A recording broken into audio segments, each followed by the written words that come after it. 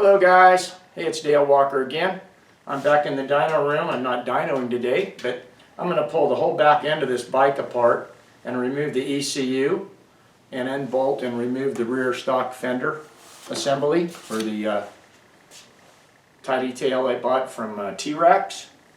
And I thought I'd make a little video. There's some out there, but why don't I make my own video? I'm just going to wing it and see how it goes, and then I'll show you how I pulled it apart, and so you have another video to watch to help you do it. Okay guys, first step, let's take this little back plastic tip piece off. There's two push nuts on the bottom. I like using a little Allen, and then you can take a little screwdriver with your fingernails and you pop the push pins out, okay? I can't do it with one hand and holding the light. And then there's two little Phillips screws on top. So take the Phillips screws out, pull these push pins out. This should slide right off. Let's do that first. Okay guys, so just be a little careful. I got everything out, the two screws. This slides up, kind of snaps in. Just be gentle with it, wiggle it, and see then it comes right out. Don't yank on it and break it.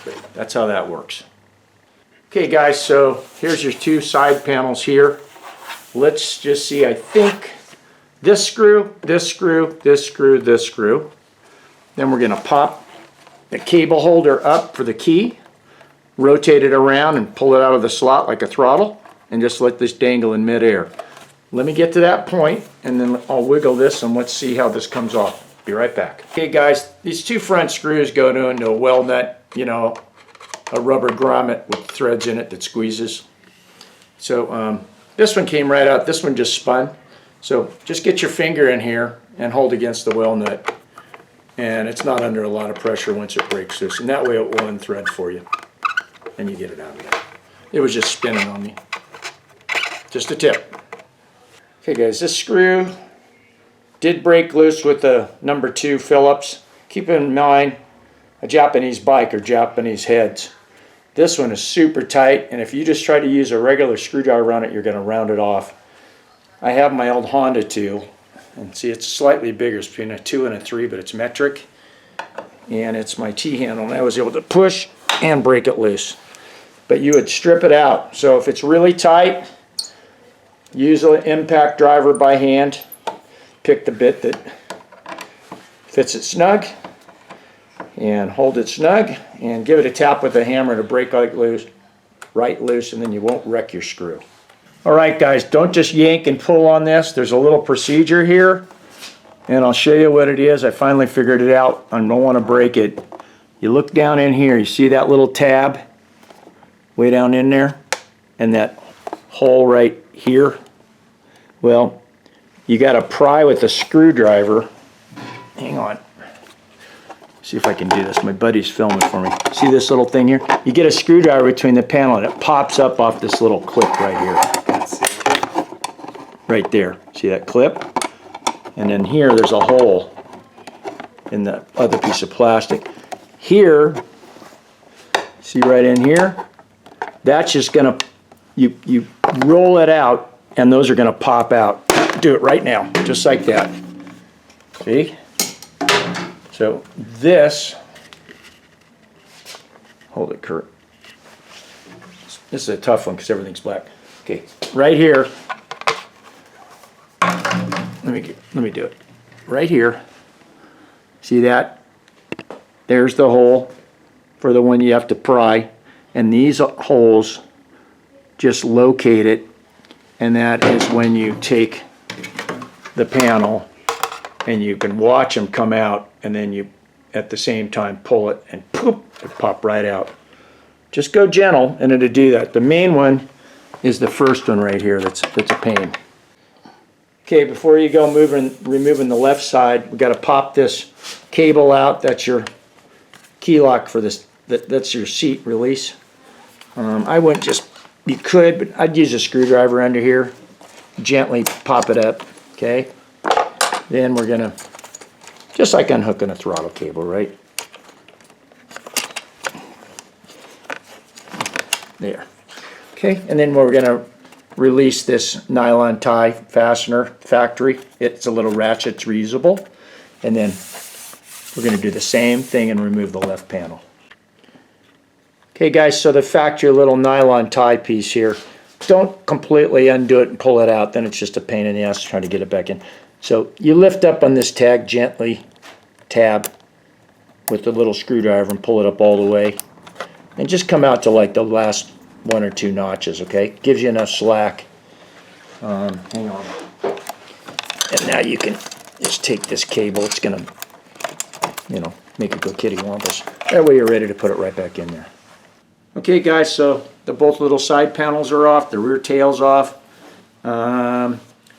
What there is there's a top panel here that holds all these electrics and plugs and the fuse boxes and blah blah blah. So we're going to remove these 4 seat bracket screws. You got a push pin here, a push pin here. We're going to unlock the diagnostic plug, pull it off because it has more slack when it tips up. So remove these 4 bolts, this 1 screw, another screw here, and then these 2 push pins. And let's just do that right now, and I think that's going to do it, okay? I have my trusty Honda 10 millimeter. You can use a socket, or if you have something like this, it's handy. Short little buggers. Just be careful with them.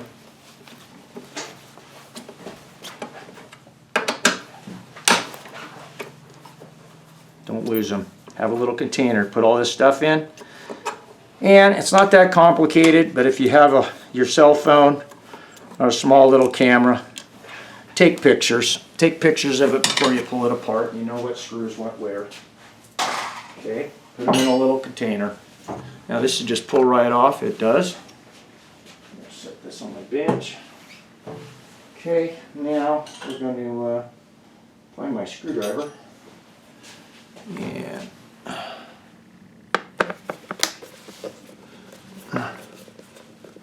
it's not a bad idea to have a little magnet in your hand, just in case, right? Like that, instead of dropping it into the abyss. And just make a note, this screw, right? They're the only ones that length. See if this one's the same.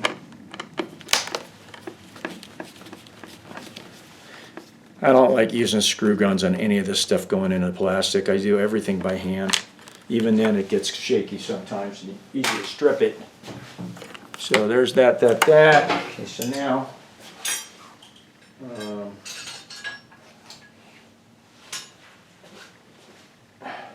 got my little screwdriver, got a teeny little 3mm Allen. I like to use my little Allen if it will fit to little ball ends, easy on the plastic, you know. Okay, there's your push pin. Go ahead and release it so it's ready to put back in.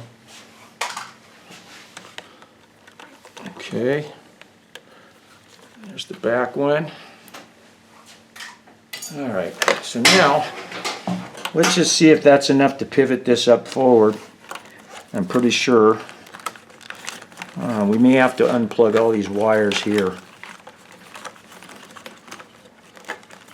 Yes, we are. So let me turn the camera off. I'll pull this out. We're going to unplug all the rear tail light wires that's under here. Okay, even though this is simple, it's always good to know how to do this unless you've done it before. And you want to take a little skinny screwdriver. This is the blinkers, the little ones, red and the black. You get a little teeny screwdriver and you push that tab down, and then it unlatches that little lip from the slot and it'll pull right out. Okay, do that on both of these. Okay, this is your tail light and also probably the license plate light plug.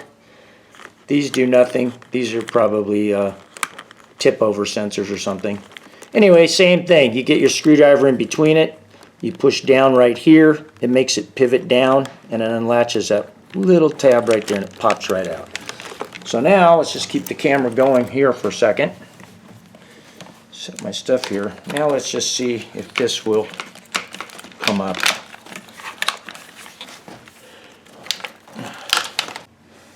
All right, guys, I pulled up on it. I went in my room, and all of a sudden I heard a little pop. So, two things. My bike's a 26. I've looked at some other earlier videos. It has a third push pin back here, and then this seems to pull up. Well, mine popped because under this one fuse box, okay, it's where your spare fuses are. There's another push. It didn't hurt it, but there's a push pin right there. You see it? Way down in there. Can you see it, Kurt? Mm-hmm. Okay. So if you push on this lever, I can't remember if I pushed this way or this way. I think I pushed it in. It unlatches this and you can pull it out of the way, and there you go. So get this out of the way first, then remove that push pin, and then see the whole thing will pivot up like this. See the push pin right there. See? I'll get that out of there. And if you wanted to, you could run a small little bungee cord from this hole to maybe around the little loop back here on the back of the gas tank where the seat tongue goes. All right, so it took a few nylon ties, but these are probably 10 inchers. I used 3 of them and went through the little hole here, went around this bracket here, and there you go. All right, guys, so here's your ECU laying underneath this top panel. So this has cams on it, kind of like my Kawasaki ZH2 where the Honda just has straight in, the Hornet has straight in plugs, like 2 or 3 of them. Anyway, so you can see right here, this has got a little lock on it. So what I'm going to try to do is set this light down because my buddy's holding the camera for me and we can't do everything but good lighting because I don't have any.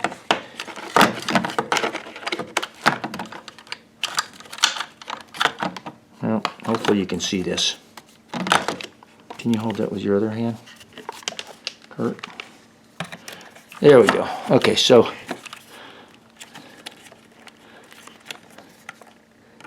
yeah, we're gonna can't get in from this side, so it's right here. You're gonna go in and you're gonna push that tab down a little bit. Hear it? And now this cam is going to push it off. Okay guys, well here's the ECU. You already saw the plugs. Here they are here unplugged. And so the ECU is ready to send off. You want to maybe put a piece of wide painter's tape on this. Keep all the debris out of these pins. This is a expensive part. Probably at least $1,600. So I'm going to get this sent off to Nate at Two Wheel Dyno Works. He's doing my Hornet. He owns one of these bikes. That's what I like about Nate. There's quite a few guys, 4 or 5 that do really good work and so on. But I like how he buys his own bike, spends a lot of time with his own bike. So I'm going to do it. Again, I don't want to flash ECUs for people. That's why I'm using these other guys. I'm capable of doing it. If I bought all the Woolrich program and all the stuff that you do with the throttle blades and everything like that, but it's a big investment. I don't want to flash ECUs. I want to work on my own stuff, have fun. So I'm going to get this off to Nate. We're going to do the open back lid DNA filter setup. If you didn't watch my part 1 of dyno testing this bike, take a look at it. I'll put the link in this video for you. But that's how you pull the back of the bike apart. And as far as this goes now, let me set the ECU down. As far as the tail light goes now, if you come over here, Kurt, and take a look on the top, there's 4 bolts from the bottom, and you already have everything unplugged here that we had to get off to get this out. So these 4 bolts and this whole unit, this whole back ugly duckling, is going to come off in one piece. Okay? Yeah, I don't think there's any more fasteners. There might be, but doesn't look like it.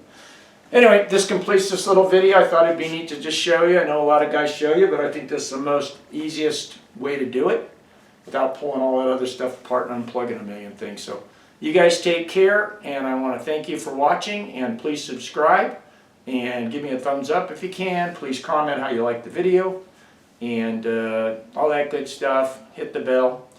And I will come back when we have either the Hornet or this bike back on the dyno with the flash.